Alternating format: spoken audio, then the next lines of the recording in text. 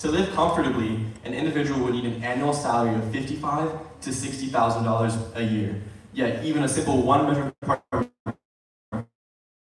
between $1,500 and $3,000 per month. With the affordability gap, young adults will continue to leave the island in search of better opportunities elsewhere. We propose that the minimum wage on Guam be increased from $9.20 to $11.25 per hour. Following this initial increase, we recommend that the minimum wage would be reassessed every 2 years. This gradual adjustment will guarantee the wages remain aligned with inflation and the rising cost of living, creating a more livable income for Guam's workers. Raising the minimum wage will help provide workers with greater financial stability and independence, reduce the need for multiple jobs to meet basic expenses, stimulate local economic growth as workers spend more in local businesses, and improve overall quality of life and help narrow the income inequality gap.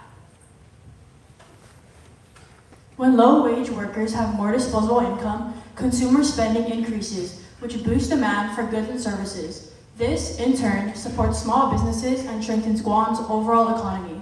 A fair and livable wage will also promote workforce retention, helping to reduce youth migration and encourage young adults to build their futures on the island. A higher minimum wage can help workers better cope with the rising cost of living in Guam, which is why we suggest that the increase of $11.25 and the assessment of inflation each year could help low-income providers not live in poverty. Thank you.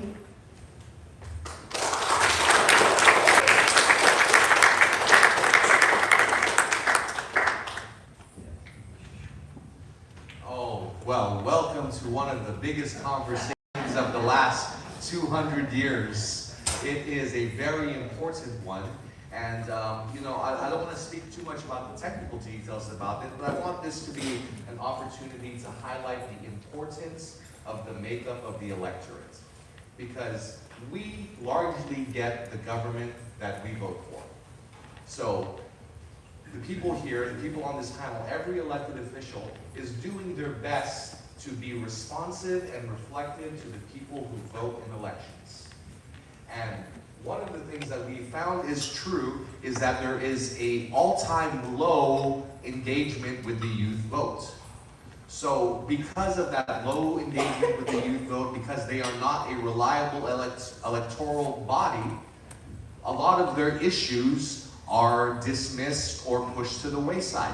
Things like the increase in the minimum wage, because the youth are not seen as a reliable political force. Issues like the minimum wage get overblown and overshadowed by other factors, by other groups, people like the elderly who do not want their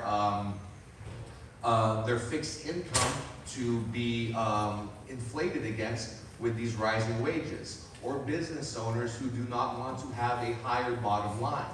And so the people who work on these legislators and these elected officials, they will be responsive to the will of the voters. And so if you want real changes like the minimum wage, these material benefits that benefit your generation, then your generation needs to organize and they need to vote and they need to tell their elected leaders that these are the things we care about and these are the things we need. Otherwise, it will continue to be ignored because the youth is not an engaged electorate. And so I agree with a lot of the ideas. I'm on your side. But can you convince the larger body? Because we up here, we govern by the consent of the governed. Are you part of that voting bloc? Thank you. This is actually a really good piece of information and perhaps maybe a legislation again. The minimum wage has increased in the past, and I voted for both increases. And what I do to help my employees and my company to go with the cost of living, I don't pay them no $30, $40 an hour, I don't. But what I do is I help subsidize, I help them with benefits. So my company, what I do is I pay their full medical, full dental, and vision, and I give them also supplemental health insurance to take care of not just them, but their families.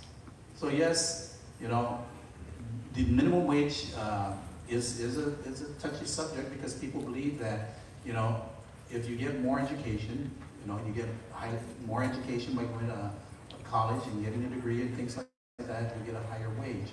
If you get a trade that provides for higher wages besides minimum wage is a starting wage for an incoming individual, no experience, nothing.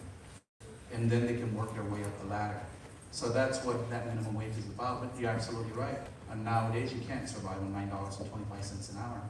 So it's something that has to be balanced, because the more you increase minimum wage, then the cost of living increases. Because these businesses out there would have to find a way to pay for that employee's wages.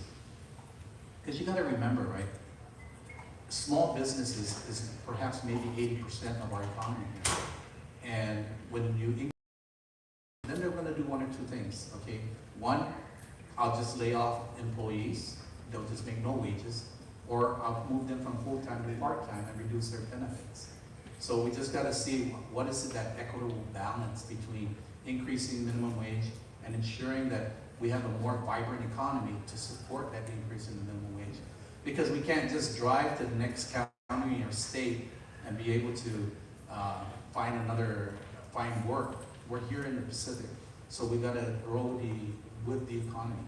And I think that's the best thing. I never have an issue of wage increase for my employees. Ditto to what the Vice Speaker had said. Let me add on to this as well, is that, again, as Vice Speaker had mentioned, that increase the minimum wage, some smaller businesses may, again, cut down the benefits or maybe even let go of some folks. If not, what you're going to see, what you're going to have to do is you're going to have to increase everybody's wage. So if they're currently making 90 something now, and you increased it to $11.25. If they were making that prior, you're going to have to increase them that same amount, basically. So it's not just that person that coming in that at the new wage. Everybody else, we're going to say, well, I've been here now for a year. I need more money now, and you have to increase me the same amount. So it's not just that one or two folks that came in. All your employees will have to be raised accordingly as well.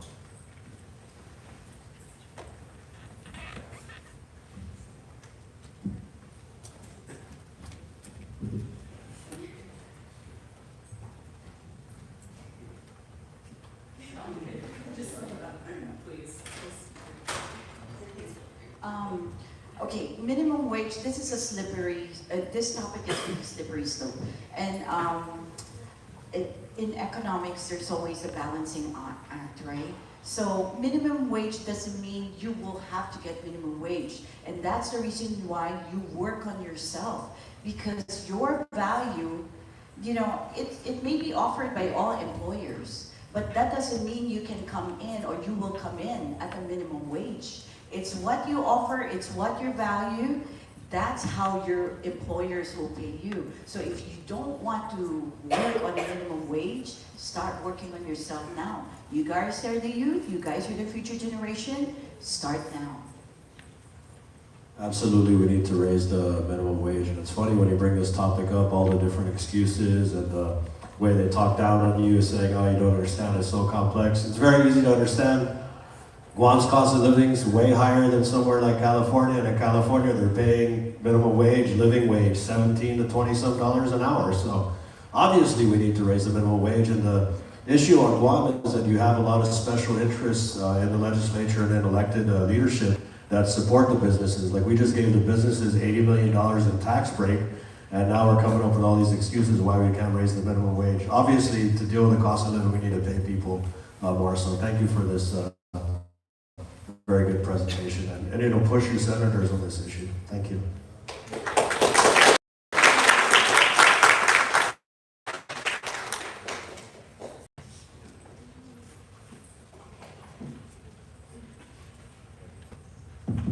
We'll now be introducing the Committee of Public Services and Infrastructure and our proposal on public works.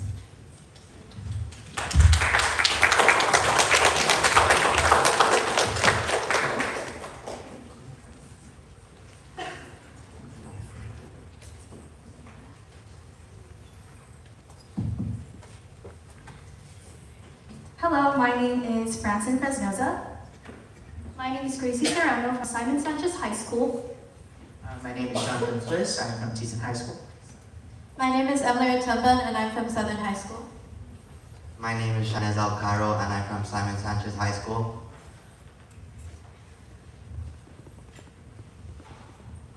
And we'll be presenting our issue statement based off of Public Works. Despite the funding proposals and promises made to maintain the safety of Guam's roads, the current progress made fails to keep up with the demands. The Guam Transportation Program states that only 12% of roads are in good condition, with the VSMP also identifying $746 million of road repairs in 2009. Though there have been grants provided by the government agencies, these funds are often outdated and insufficient to repair the roads or begin any projects, especially with inflation. Furthermore, our island heavily relies on inconsistent and unreliable federal funds for road maintenance and many other public infrastructure projects.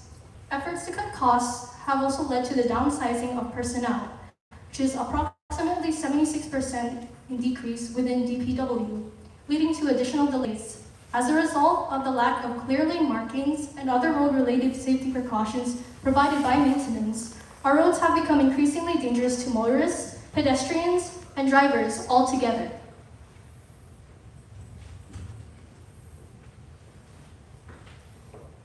We propose that the Guam legislature advocates to change the territorial highway program under the U.S. Department of Transportation to increase the funds to $30 million included in federal grants allocated to the U.S. territories to account for inflation. We also ask that for the following years, the funds are adjusted to accommodate the additional costs that accompany inflation. To ensure stability when federal funds are insufficient, we request to have a locally funded backup fund for road maintenance and repairs. The allocation would fund personnel, equipment, paving materials, line beam painting, pothole repairs, installation of reflectors, and the installation of road barriers. So for some of our supporting arguments, first off, for the $30 million that's stated there, that is based off the Minneapolis Federal Reserve Bank, which calculated that $60 million back in 2000, which was when the Territorial Highway Fund was set. It would be worth around $30 million today in 2025. Next up, DBW has advocated for this change to increase the territorial fund they have also advocated to increase the territorial fund with the other U.S. territories such as the U.S. Virgin Islands, the American Samoa, and others. But no change has been made so far, and so that's why we're asking the Guam legislature and hoping we can push that to get through. And we're out of time.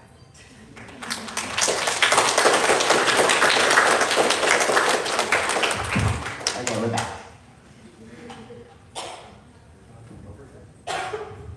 So what we have locally is the Territorial Highway Fund takes care of the tertiary roads, the secondary roads, our village streets and things like that. What takes care of our main streets, our routed roads, are the federal highway. So federal highway funds are always, they always provide Guam with local funding for repairs, road repairs, stripings and things like that. What it is the administration now coming out when they're gonna do these repairs, right?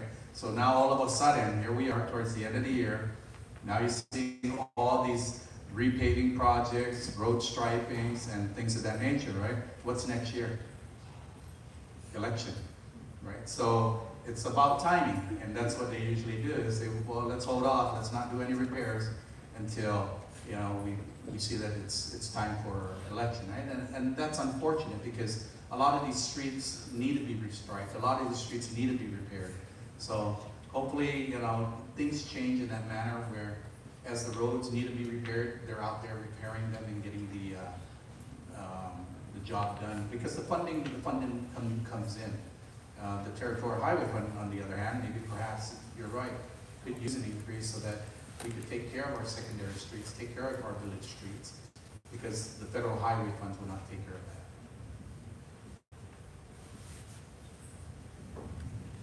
Yes, absolutely. One of the things that I have discovered in my time living in Guam for very, very many years is that Guam is a never-ending public works project. If you were to fix every problem from the north of Guam and work your way down south, By the time you got to the southern part of the island, there are things up north that are breaking down again that need to be redone. And so it is very important that we give extra care to this, because we are looking at national programs that try to fit everybody into neat little boxes. But that doesn't work out here. That doesn't work out here because of the ocean, because of the conditions, because of how long it takes to get materials and resources out here. We need more. Everything costs more, everything breaks down faster. And so it's very important that we stay on top of these things. Otherwise, we start inheriting broken infrastructure that is beyond repair. So thank you.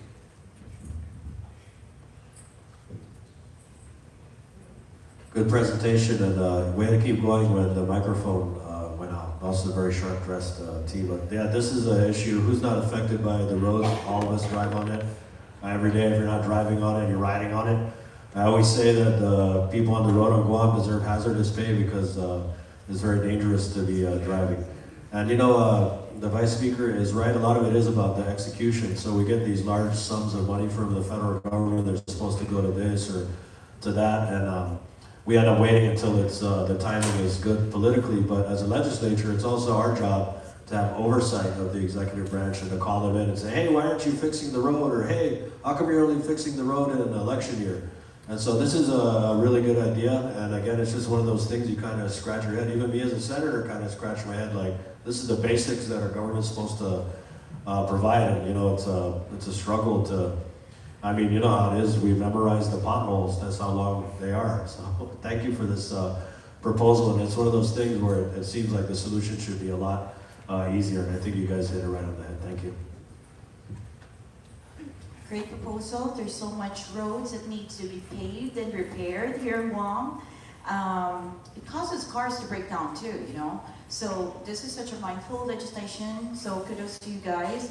But surely we can advocate as policymakers, your legislators, we can advocate for more funding.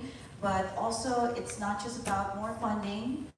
My predecessor mentioned about oversights, meaning you can add safeguards to it. Agency management of the funds, when it gets here, that's another issue that is we should be mindful of. So overall, good one in this one, and we should push for more so we can take care of all the roads that need to be paved and repaired. You know, alongside the federally funded highways and the tertiary roads that we talked about, you know, as the oversight of utilities as well. And we're working with our federal partners to make sure that then down the line, I mean, I know it's going to cost us over $1 billion basically to put our power poles underground. So as we speak, we are communicating with federal partners again to start putting our power poles underground, most especially on our main thoroughfares. And so with that being said, again, it's not only because of the conditions that we have here in Guam and typhoons and all that, right? But we see all the unnecessary deaths that happen. And I know years back in the legislature, I called it, I had a bill basically to put our power poles underground. I labeled it the zero killer power poles, basically, because you know, it's cost a lot of lives, and you know, I pray that it doesn't happen anymore, but we have to put our power poles underground as well, and to the cost of $4 billion.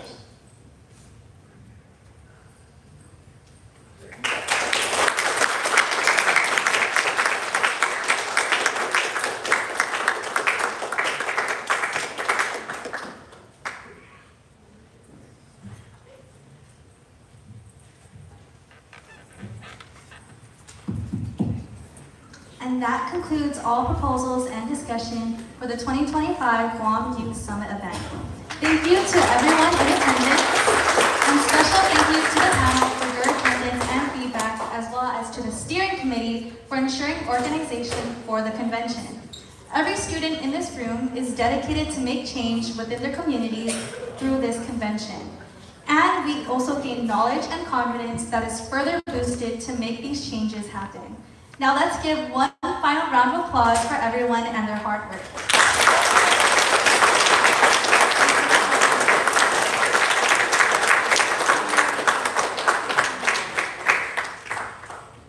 Hello. All right, guests. It is my responsibility to wrap this all up. So please bear with me. After those wonderful presentations, you'll have to hear me talk for a little bit. But I have a few very important thank yous to give out in the room. The first big thank you is to our guests here. Thank you so much for taking our students' consideration seriously and showing up for them here today. It means a lot, and it was a big step in their process of political efficacy and building their political efficacy. So big round of applause again. Thank you. The next group of people that I would like to thank are people that make this entire program possible. These are people that spend days and weeks and hours of their lives volunteering to make sure that you all students get the opportunity to be here. They gave you permission slips and sign-up forms. They coordinated with you about what time you needed to be here. They spent hours and hours planning around their busy